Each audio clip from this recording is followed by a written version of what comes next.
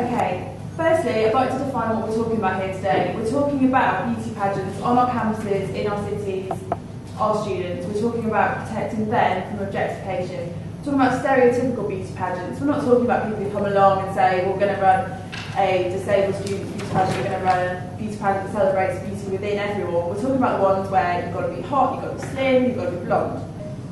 This, on the university campus, pretty easy to implement. This is a safe space. This should be a safe space for learning, for students to study, for students to socialise. It shouldn't be one where they're bombarded by images that they feel they have to live up to. Objectification is where people are judged or repressed. They're not seen as human, they're seen as a body or just as parts. This happens just every day, all the time, and we just really don't notice it anymore.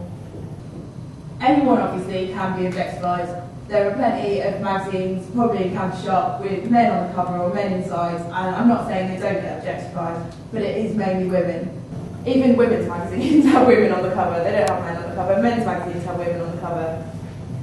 This proliferation of an impossible, narrow, ethnocentric, unhealthy model of sexuality is a really passive model.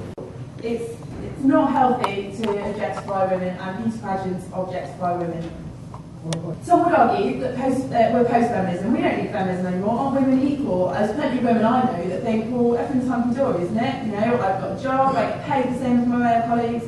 No, that's just frankly wrong. 80% of MPs are male, 91% of High Court judges are male, 92% of our university vice-chancellors are male, 75% of people living in poverty are female.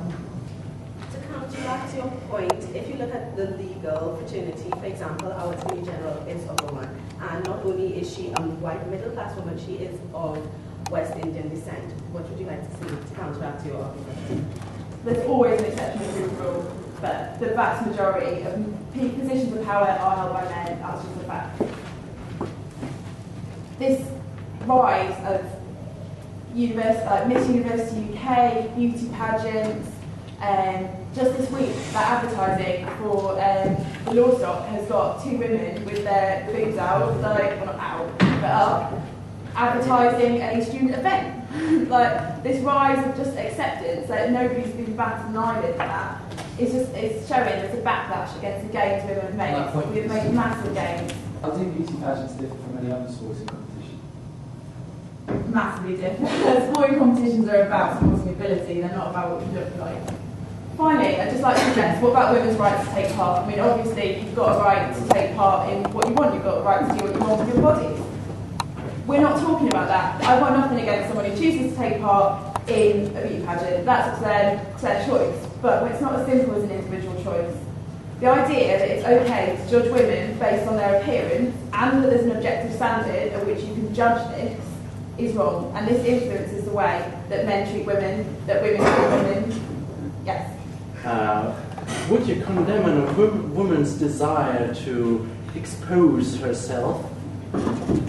Well, obviously it's legal to expose yourself in public, but people, like I've just said, women's rights to do what they want with their bodies. We're not talking about that. We're talking about what happens on our campus, in our safe spaces. We're talking about what happens that influences the actions of other people.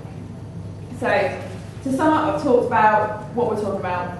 We're talking about our safe space, our campus, our house. That should be safe for students. They shouldn't have to feel like to walk around campus, you have to be beautiful to get involved in student politics. You shouldn't have to live up to that level.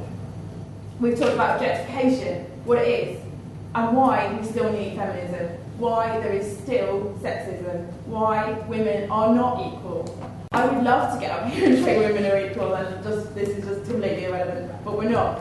So sexism is live kicking, we need to do something about it, and we can do something about it here and now. Women do have the right to take part, but we shouldn't be holding it in our house.